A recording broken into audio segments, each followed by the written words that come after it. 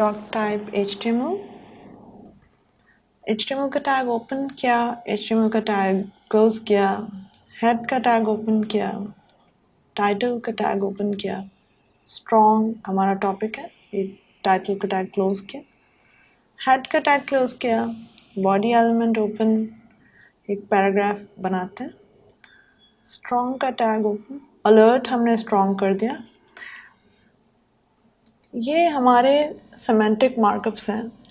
Strong अब हमारे semantic markups शुरू हुए हैं। तो हमने क्या सीखा था कि सेमेंटिक मार्कअप्स का आपके स्ट्रक्चर पे यानी कि आपके वेब पेज के स्ट्रक्चर पे कोई असर नहीं होगा, but they do add additional information या एक्स्ट्रा इन्फॉर्मेशन। अब वो एक्स्ट्रा इन्फॉर्मेशन क्या है? वो स्क्रीन रीडर को सपोर्ट करता है और सर्च इंजन को। तो अब ये बताएगा कि स्ट्रॉन्ग का एलिमेंट जो भी हमने अलर्ट किया है, तो स्ट्रॉन्ग का एलिमेंट ये बात समझाएगा कि इस वर्ड की बहुत स्ट्रॉन्ग इम्पोर्टेंस है। स्ट्रॉन्ग एलिमेंट करता क्या है कि उस वर्ड को बोल्ड कर देगा जो कि बी का टैग कर रहा था, लेकिन ये सपोर्ट करता है आपके स्क्रीन रीडर्स को और सर्च इंजन को। अब हम देखते हैं। पैराग्राफ क्लोज किया है, यहाँ एक पैराग्राफ और बनाते हैं। Exams are standardised, strong, multiple choice, strong का टैग क्लोज किया और क्वेश्चंस, पैराग्राफ क्लोज किया, बॉडी का टैग क्लोज किया। अब ये क्या करेगा, रिजल्ट देखते हैं। अलर्ट और मल्टीपल चॉइस को बोल्ड कर दिया।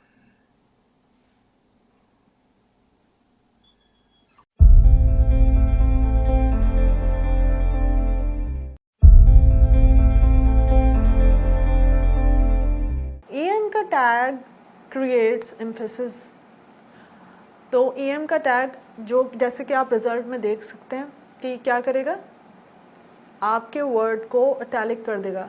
लेकिन अगेन ये टैग आपके स्क्रीन रीडर को सपोर्ट करता है, तो थोड़ा सा एम्फेसिस होगा इस वर्ड पे, जिससे पता लग जाएगा कि ये वर्ड हाईलाइट किया गया है।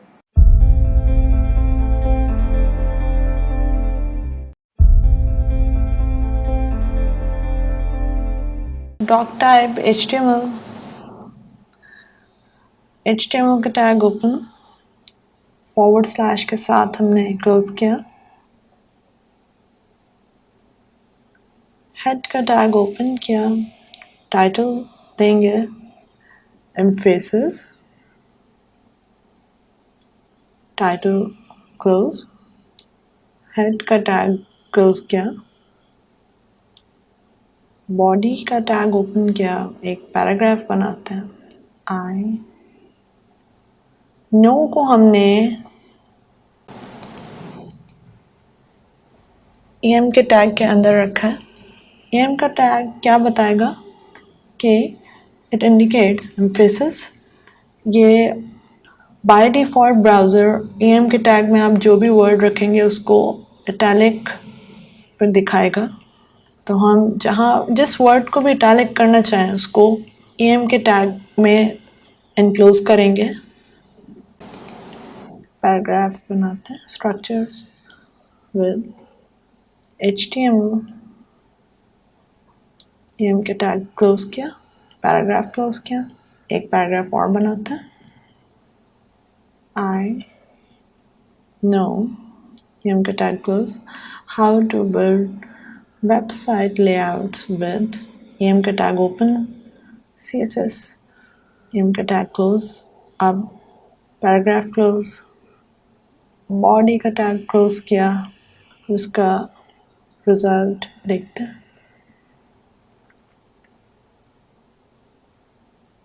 नो HTML, सेकेंड पैराग्राफ में नो, CSS को इटैलिक कर दिया।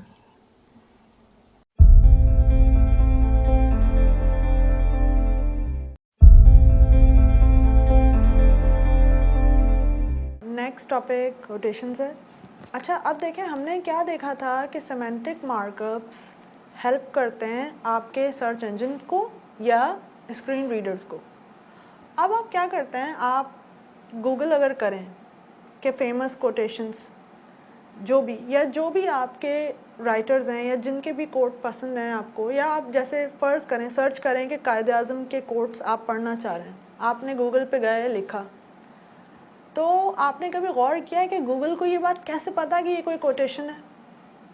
और फिर दूसरी बात ये कि ये कैसे पता कि ये कोट जो है ये कायदे आज़म का कहा हुआ है? तो होता ही है कि आप रेफरेंस देते हैं जो कि एथिकल है, और हमें ये करना भी चाहिए कि जब भी आप किसी की कही हुई बात या ऐसा कोई पैराग्राफ जो आपने कहीं और से उठाया है उसको आप यूज़ कीजिए तो उसका हमेशा रेफरेंस दें। तो ऐसे पैराग्राफ जो हम उठाते हैं आमतौर पे, जो बड़े पैराग्राफ हैं, उनका रेफरेंस देने के लिए हमारे पास एक एलिमेंट है ब्लॉक कोट का। तो जैसा कि आप देख सकते हैं कि ब्लॉक कोट का एलिमेंट, उसके अंदर एक साइट का एट्रीब्यूट यूज़ किया है। हमेशा जैसा हमने पहले देखा था कि एट्रीब्यूट्स हमेशा ओपनिंग टैग्स में होते हैं। इसकी वैल्यू वो URL है जहाँ से आपने ये पूरा पैराग्राफ उठाया है, ठीक है। तो आप जब इसका रिज़ल्ट देखेंगे तो आप देखिएगा कि ब्लॉक कोड के एलिमेंट ने किया क्या कि ऐसा कोई फ़र्क नहीं आया, लेकिन ये स्क्रीन रीडर के लिए है। जब भी आप सर्च करेंगे उस बुक का रेफरेंस तो आपको ये पैराग्राफ मिल जाएगा।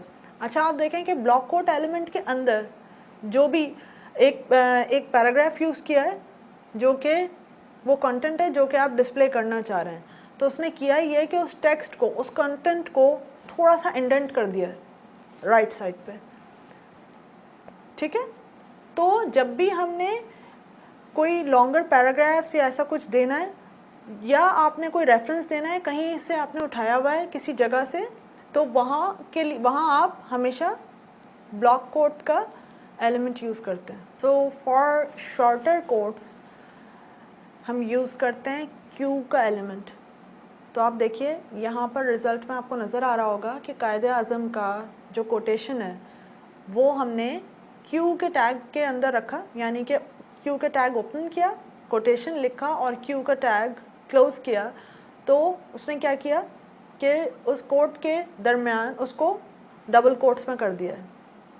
तो क्यू का एलिमेंट हम शॉर्टर कोट्स के लिए यूज़ करते हैं और ब्लॉक कोट लॉन्गर कोट्स के लिए यूज़ करते हैं।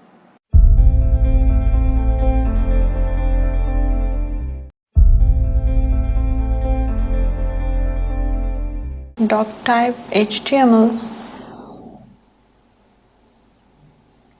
का टैग ओपन, HTML का टैग क्लोज, हेड का टैग ओपन किया, टाइटल का टैग, कोटेशंस,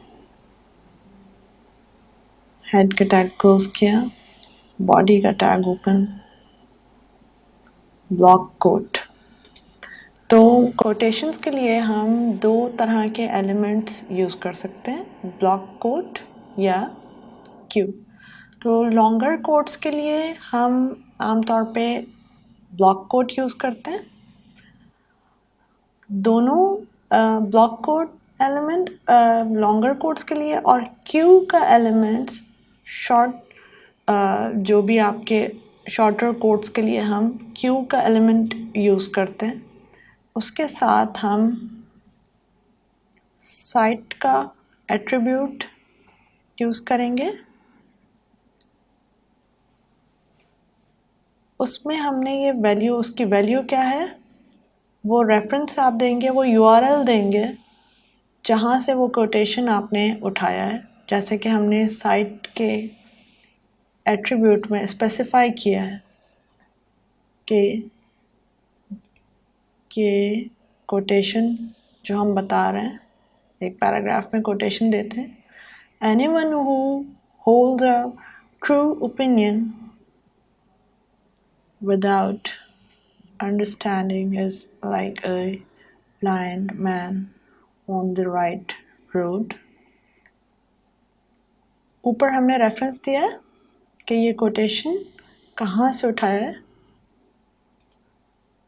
ब्लॉक कोट का टैग क्लोज किया।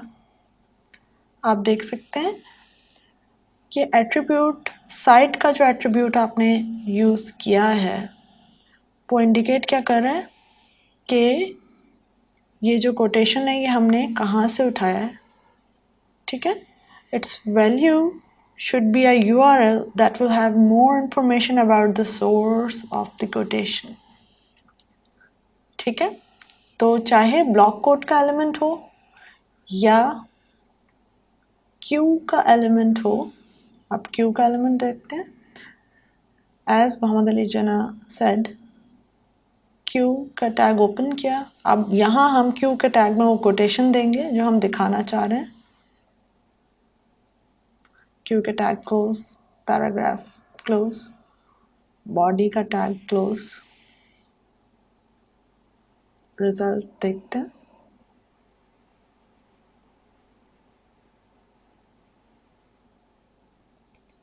आप ये देखें, ये जो रिजल्ट यहाँ नज़र आ रहा है, तो जो पैराग्राफ हमने ब्लॉक कोड के टैग में दिया था उसने उस पैराग्राफ को आप देख सकते हैं कि थोड़ा सा इंडेंट कर दिया है राइट साइड पे, ठीक है।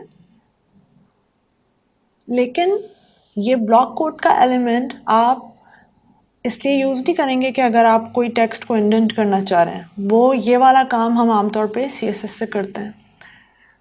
और क्यू का जो आपने एलिमेंट यूज़ किया उसने क्या किया, डबल कोट्स में कोटेशन को कर दिया।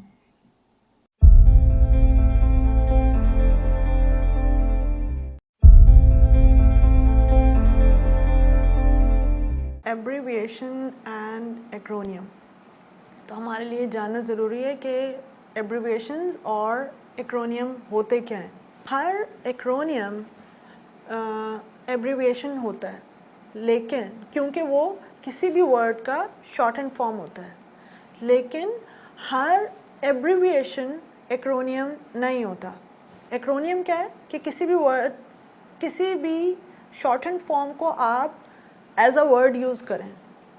जिस तरह presidential initiative for artificial intelligence and computing का शॉर्ट एंड फॉर्म क्या था, PIAIC, और ज़्यादातर लोग इस पूरे इनिशिएटिव को किस तरह से PIAIC के नाम से पहचानते हैं। तो PIAIC क्या हुआ, एक्रोनियम हुआ जिसने एक नया वर्ड बना दिया। लेकिन ये ज़रूरी नहीं है कि हर शॉर्ट एंड फॉर्म एक्रोनियम के तौर पे आप यूज़ कर सकें। अच्छा, तो HTML में अगर आप दिखाना चाहें किसी भी वर्ड का फुल फॉर्म अगर आप दिखाना चाहें तो आप ABBR का टैग यूज़ करते हैं, एब्रीविएशंस और एक्रोनियम दोनों के लिए। HTML4 में हम क्या करते थे, एक्रोनियम एक अलग एलिमेंट था, लेकिन HTML5 में हम वो यूज़ नहीं करते। HTML5 में सिर्फ ABBR का टैग यूज़ किया जाता है, both for abbreviations and acromion. आप करेंगे क्या, अच्छा फिर आप देखिए कि ABBR के टैग के अंदर एक टाइटल का एट्रीब्यूट आपने स्पेसिफाई किया है जिसकी वैल्यू क्या रखी है आपने, वो फुल फॉर्म उस वर्ड की। तो जब भी आप शॉर्ट फॉर्म पे कर्सर लेकर जाएंगे वो आपको उसका फुल फॉर्म दिखाएगा।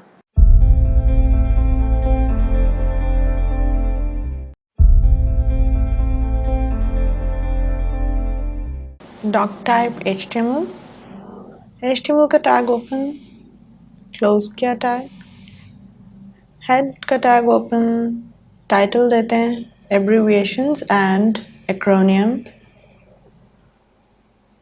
टाइटल क्लोज, हेड का टैग क्लोज करेंगे, बॉडी का टैग ओपन किया, एक पैराग्राफ बनाते हैं, ABBR, फिर टाइटल का आपने एट्रीब्यूट दिया। ये जहन में रखें, HTML5 ने ABBR का टैग इंट्रोड्यूस कराया है। साथ में आपने देखा ओपनिंग टैग में टाइटल का एट्रीब्यूट है जो कि स्पेसिफाई करता है फुल टर्म, ठीक है। ABBR का टैग हम क्लोज करेंगे, फिर अपना पैराग्राफ कंप्लीट करते हैं, पैराग्राफ क्लोज करते हैं। पहले हम एब्रीविएशन और एक्रोनियम के लिए दोनों के लिए अलग टैग यूज़ करते थे, लेकिन अब एब्रीविएशन और एक्रोनियम दोनों के लिए ABBR का टैग यूज़ होता है। HTML4 में हम एक्रोनियम का टैग यूज़ करते थे फॉर एक्रोनियम्स, और टाइटल एट्रीब्यूट होता था वही उसका फुल टर्म स्पेसिफाई करने के लिए।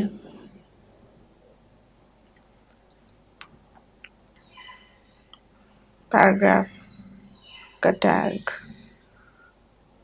PIC हमने दिया, पैराग्राफ एक्रोनियम का टैग हमने क्लोज किया, यहाँ पैराग्राफ क्लोज किया।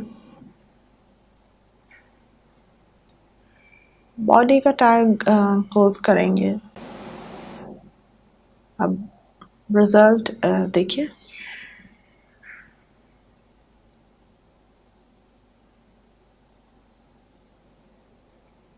यहाँ डॉक्टर आपको फुल टर्म दिखाया है, यहाँ presidential initiative for artificial intelligence in computing.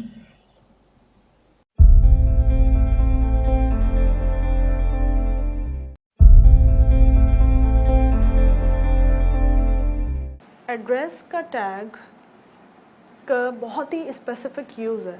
Address के टैग में हमेशा जो पेज ऑथर है उनकी डिटेल्स आपको एड्रेस के टैग में मिल देंगी। वो डिटेल्स क्या हो सकती हैं? फिज़िकल एड्रेस हो सकता है, फ़ोन नंबर हो सकता है, या ईमेल एड्रेस हो सकता है। एड्रेस के टैग में आपने एक href का एट्रीब्यूट दिया जहाँ पर आपने ईमेल एड्रेस दे दिया, और आप ये देखेंगे कि जो भी कंटेंट आप लिखेंगे एड्रेस के टैग में वो ब्राउज़र उसको इटैलिक में डिस्प्ले करेगा।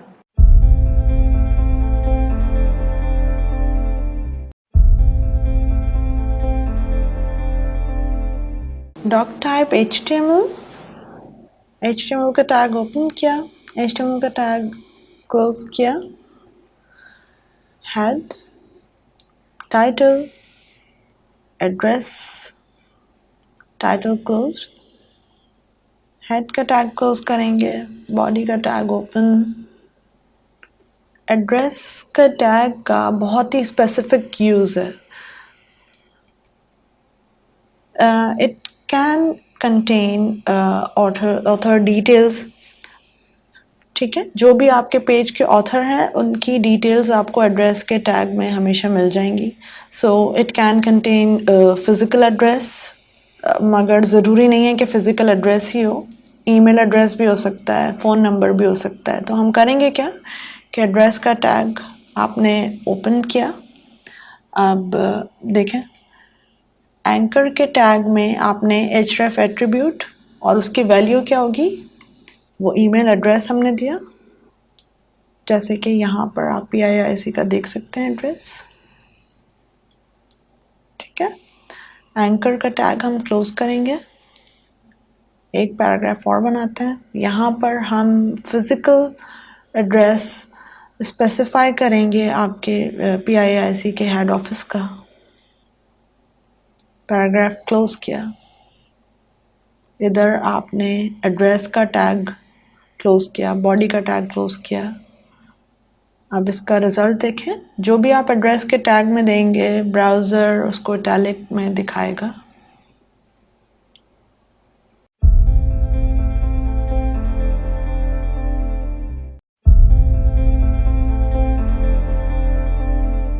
साइटेशंस क्या होते हैं? जब भी साइट का एक टैग है हमारे पास HTML में, जब भी आप रेफरेंस देंगे किसी भी बुक का, किसी रिसर्च वर्क का या किसी भी मूवी का, तो उसके लिए हम हमेशा साइट का एलिमेंट यूज़ करते हैं।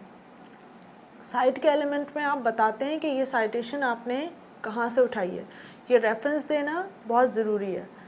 अच्छा, आप देखेंगे साइट के टैग में जो भी आपने कंटेंट लिखा है तो वो उसको इटैलिक कर देता है। डेफिनेशंस के लिए हम DFN का टैग यूज़ करते हैं। DFN क्या है? जब भी आपने कोई नई टर्मिनोलॉजी या कोई नया कॉन्सेप्ट आपने बताना है, अपने वेबसाइट पर दिखाना है, तो उसको हम हमेशा DFN के टैग में दिखाते हैं। अब आप उसका रिज़ल्ट देखिए कि जो भी कंटेंट आपने DFN के टैग में रखा है, जो भी वर्ड आपने DFN के टैग में रखा है, इसमें रिज़ल्ट यानी जब आप ब्राउज़र में उसको देखेंगे तो इफ़ेक्ट तो कोई आएगा नहीं, वो सिर्फ उस वर्ड को इटैलिक कर देगा।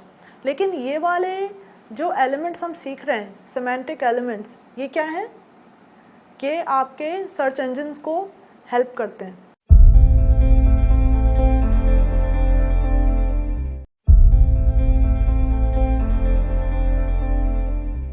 doc type HTML का टैग ओपन, क्लोज,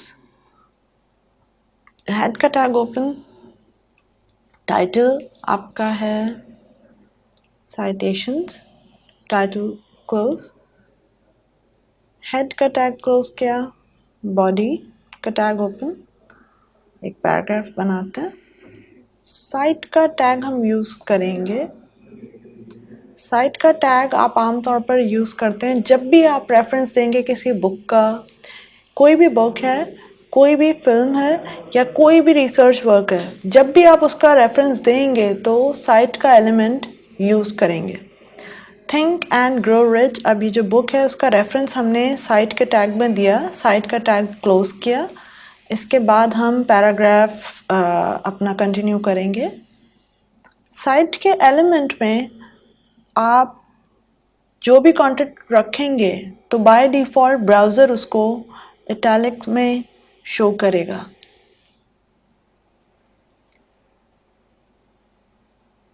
रिजल्ट देखते हैं। ये थिंक एंड ग्रो रिच को इटैलिक में शो किया है।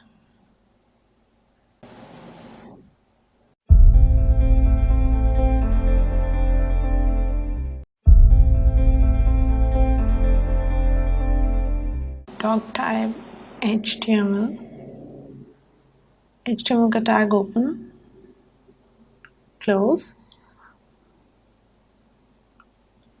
हेड का टैग ओपन किया, टाइटल का टैग डेफिनेशंस, टाइटल है आपका, हेड का टैग क्लोज किया, बॉडी का टैग ओपन किया, एक पैराग्राफ बनाएंगे।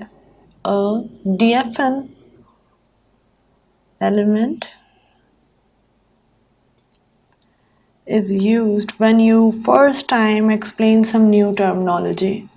जब भी फर्स्ट टाइम में आप कोई नई टर्मिनोलॉजी एक्सप्लेन करने जाते हैं, जैसे कि कोई आपका एकेडमिक कॉन्सेप्ट हो गया या इस तरह का कुछ भी, तो उसका जो जब आप अपने डॉक्यूमेंट में वो एक्सप्लेन करते हैं तो उसके लिए हम DFN का टैग यूज़ करते हैं।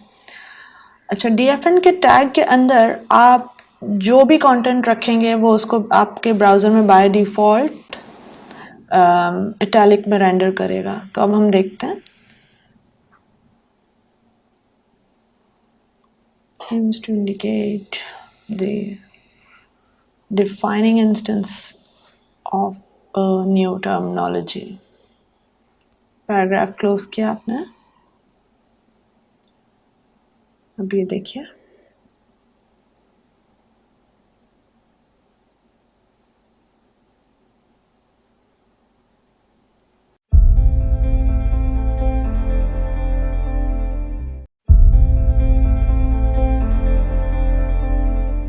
नेक्स्ट हमारा टॉपिक है changes to content.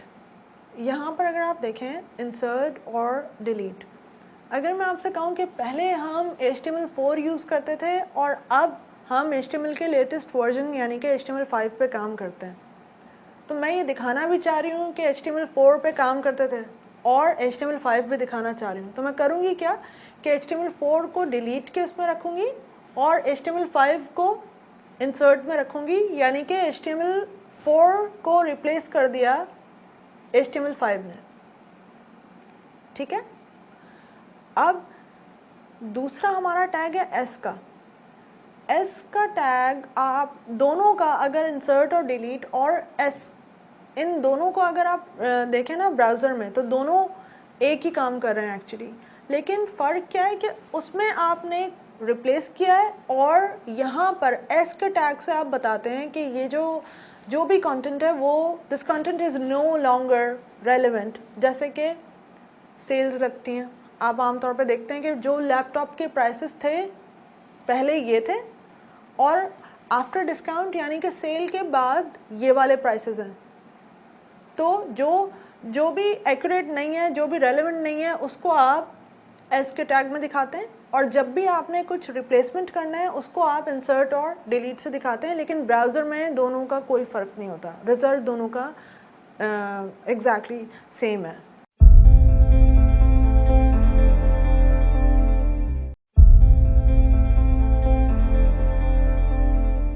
Doc type HTML का टैग ओपन, यहाँ पे क्लोज किया, हेड का टैग ओपन किया, हेड टाइटल आपका open, insert and delete, title आपने क्लोज किया, हेड का टैग क्लोज करेंगे, बॉडी का टैग ओपन, एक पैराग्राफ बनाते हैं। यहाँ पर टॉपिक है आपका इंसर्ट और डिलीट। अब देखें आप डिलीट कर रहे हैं HTML4, यानी कि ये हम पहले यूज़ करते थे, और इंसर्ट कर रहे हैं HTML5, यानी कि अब HTML5 लेटेस्ट वर्जन है। तो हम यहाँ दिखा क्या रहे हैं कि HTML4 रिप्लेस हो गई है HTML5 से, ठीक है। तो वेब पेजेस का स्ट्रक्चर हम पहले HTML4 से बनाते थे, अब हम 5 से बनाते हैं। तो अब इसका रिजल्ट देखें किस तरह से दिखाया आपको। HTML4 जो कि आपने डिलीट किया था उसके ऊपर आप देख सकते हैं लाइन, और HTML5 को अंडरलाइन कर दिया, यानी कि जो भी नया आपने वर्ड इंसर्ट किया है उसको वो अंडरलाइन कर देगा। तो ये सिंपल कॉन्सेप्ट है इंसर्ट और डिलीट का, कि जब भी आप रिप्लेस करते हैं कोई वर्ड, वो नज़र तो आ रहा है लेकिन आपने बताया कि इस वर्ड से इस वर्ड को रिप्लेस किया गया है।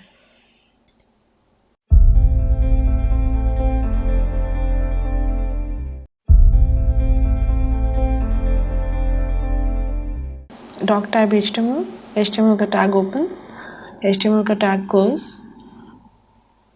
हेड का टैग ओपन करेंगे, टाइटल आपका है strike through, title close, head का टैग क्लोज किया, बॉडी। अब आपका टॉपिक है, यहाँ पे पैराग्राफ हम दिखा क्या रहे हैं, एप्पल iPhone 11 Pro।